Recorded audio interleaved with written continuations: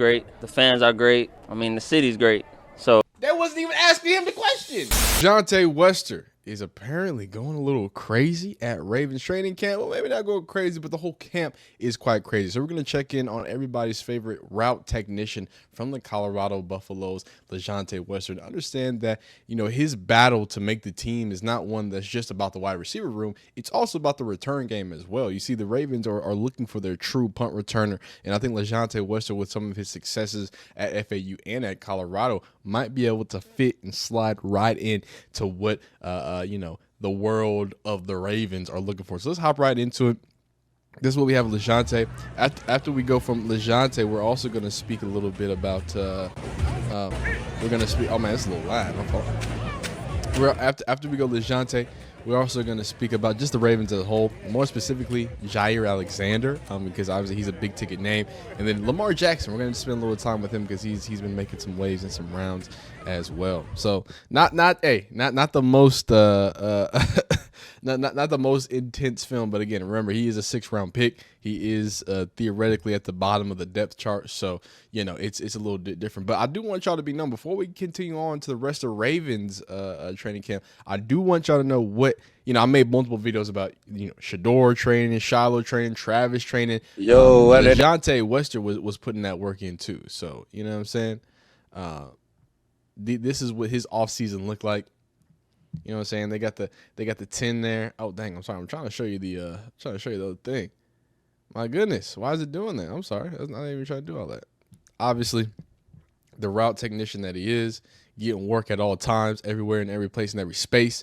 So, you know, I think that not only this, but there's a lot of rumblings. A lot of people are very excited to see what Lajohntay can happen. So I think it's good to kind of find a good happy medium of where we can see Lajohntay finding his role, right? Whether that is just a receiver, whether that is just special teams. The fact that the work is being put in and it can't be denied, I think that helps his case a lot, right? I think this helps his case. And someone posted right beside it the fact that, hey, Lajohntay had none of them stars, dog, out of FAU, had none of them stars, right? But was still able to not only make it to the NFL, but it's seemingly going to make an impact as a I would say, quote unquote, low drafted what's it called, NFL talent. So here's what the whole of the Baltimore second day of training camp looked like. Then we got a few different cuts here. Hey, y'all know what it is. Y'all know how it gets down.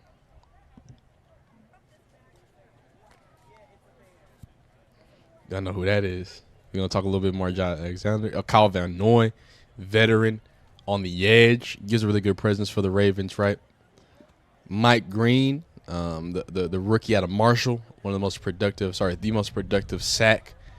sack-wise from this last year of FBS. So it should be a good addition. Marlon Humphreys. Oh, sorry, no, I thought it was 4-4. This is Kyle Hamilton, one of the most dynamic safeties in the league. Plays a lot of box stuff. He's a beast. Ojabo, I believe they've been having some ups and downs with him, but he's a promising young guy on the defensive line as well. So great to see him. Obviously being able to work with Kyle Van Noy, and he's been having some productive seasons as well, even in his older age, quote unquote, right? You know, what does that even look like? What does athletic prime even look like when you have LeBrons and Tom Brady's and all these other older people who are still making it happen? Von Miller in week 4, I mean, not week 14, year 14. So a lot going on here. A lot going on. This is a team. I know a lot of people have been talking about the whole, you know, what type of team does Jalen Hurts have around him? What type of team does this person have around XYZ? There's Marlon Humphreys. There he is, one of the better nickel players in the league. Nate Wiggins, one of the better young corners, true outside corners in the league. But yeah, I think that this is going to be a team that when we look back and if and when they make it to the Super Bowl or they make a really like Malachi Starks, freshman out of Georgia, rookie out of Georgia, I keep calling him freshman. I think we're going to be looking back at like, oh, yeah, them boys had just D-Hop, they had Jair, they had Nate, they had Kyle Hamilton, they had, you know what I'm saying? I think if we get to the end there where they have a wealth of talent, both on the offense and defensive side, like that's the thing. This is not a team where it's like, oh, they're loading up on the defense. Where I feel like even though the Eagles did have the better offensive line in the league, or if not one of the better offensive lines in the league, right? You comparatively, you look at what they're able to do on the defensive side. I feel like it's almost lopsided because that defense is just so full of bright young stars. Well, with the Ravens, I feel like you got a lot on both sides, right? You got Derrick Henry on one side, you got Lajohntay, you got D Hop, you got Nate Wiggins. I mean, not with Nate Wiggins. You got Bateman. You got say Flowers, right? So you got a lot of different angles there, and then of course Lamar Jackson. If he's not the scariest quarterback in the NFL, I don't know who is. And then from the defensive side, you got young talent, you got veteran talent, you got secondary talent, you got linebacker talent. Like it is quite the deep team for the Ravens, and I'd be the what's it called? How do you call it?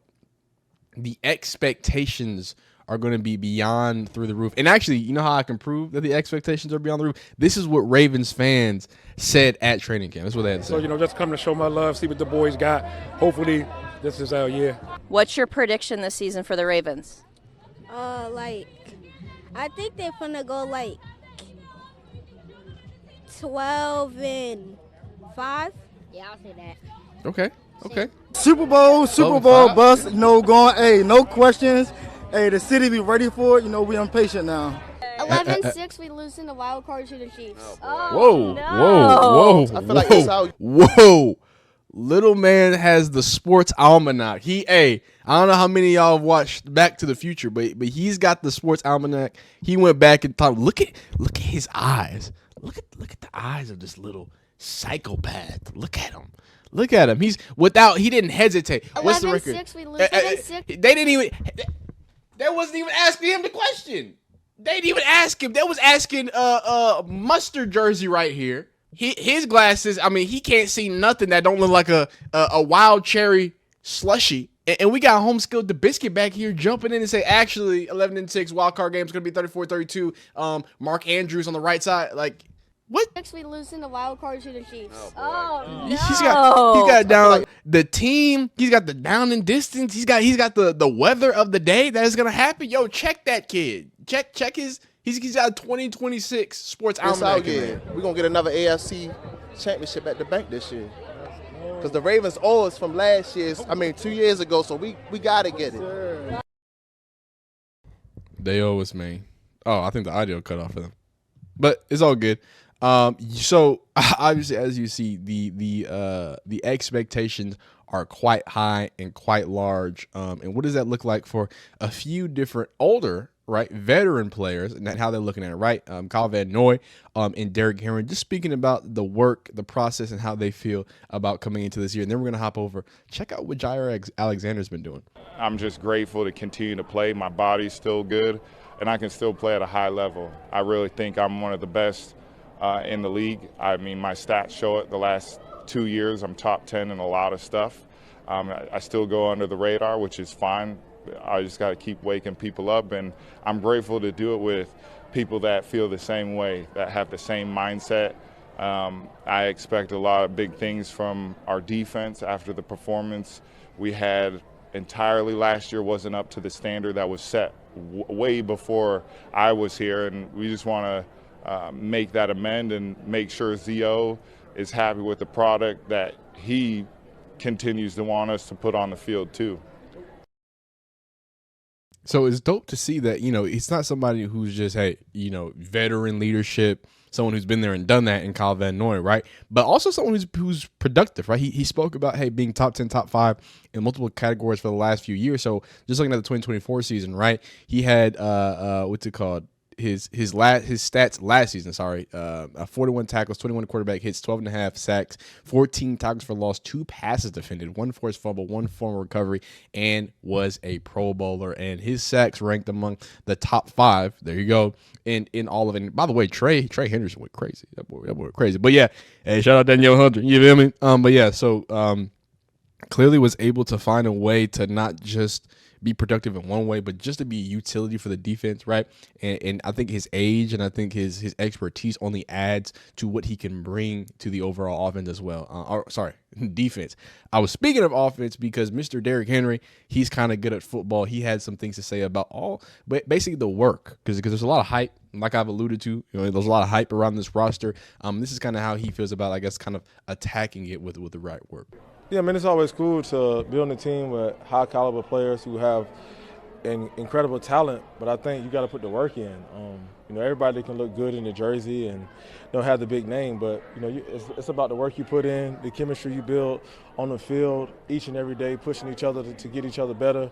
Just so when we get to the season, we're clicking on all cylinders. But we all more interested in the work than all the hype and what it looks like.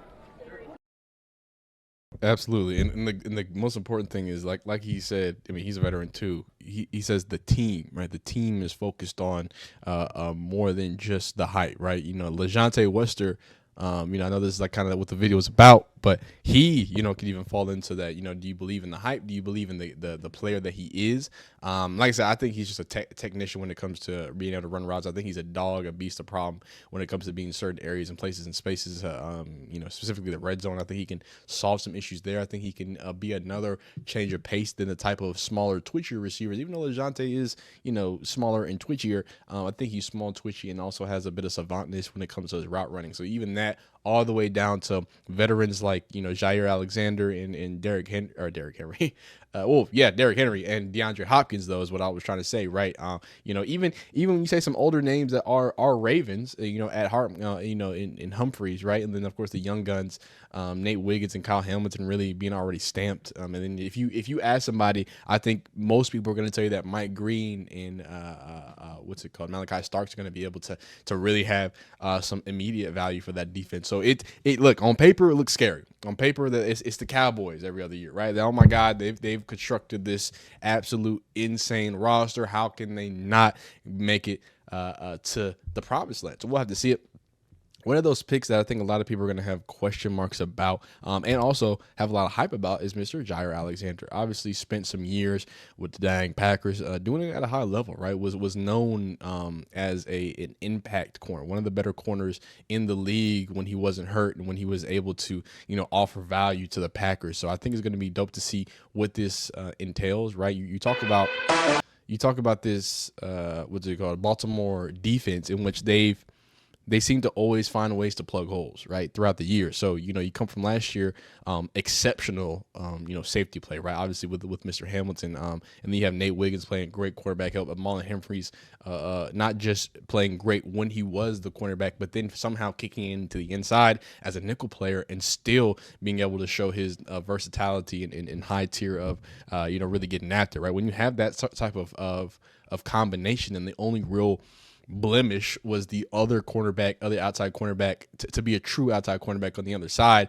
Well, you would hope that you found that in Jair Alexander, right? You would hope that he has enough years of his athletic prowess, not being injured, XYZ. You're just looking at 2 great years. If you get 2 great years out of Jair Alexander, I think that's the window for this team.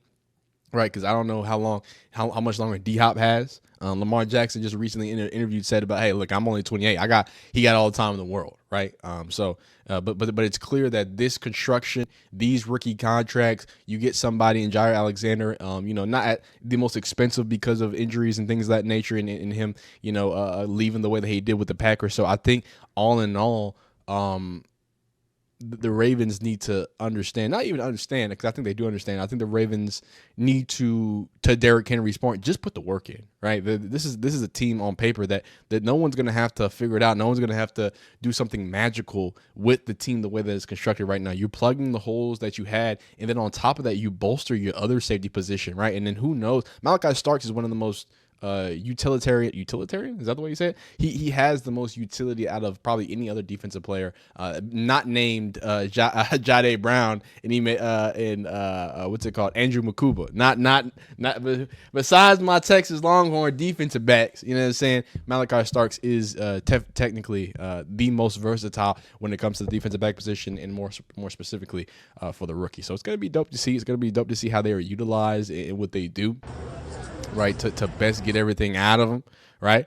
And speaking about getting everything out of him after we see him trot along here, we're going to listen to what Jair Alexander says. And more family, the fans, right? I think we know Jair Alexander, you know, if you've been watching football, he's the people's champ, right? He gets the people like Jair Alexander, the, you know, head offices, head coaches might have their own opinions about him, but he definitely makes his mark known when it comes to a person. Oh, you know let's see. I mean, I'm in love. You know, what can I say? The weather's great. The fans are great. I mean, the city's great. So I think I'm in a great place.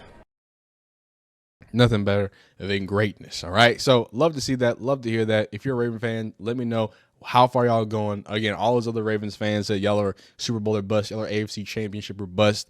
Do you think Lajohntay Wester, I'm not even going to ask you to go make the team. Is Lajohntay Wester going to make an impact? I want you to answer that. Like the video if you like it. Dislike if you don't like it. Subscribe if you like football content of all shapes, sizes, forms, and fashions. Continue to be great, man. We'll see you next time. Peace.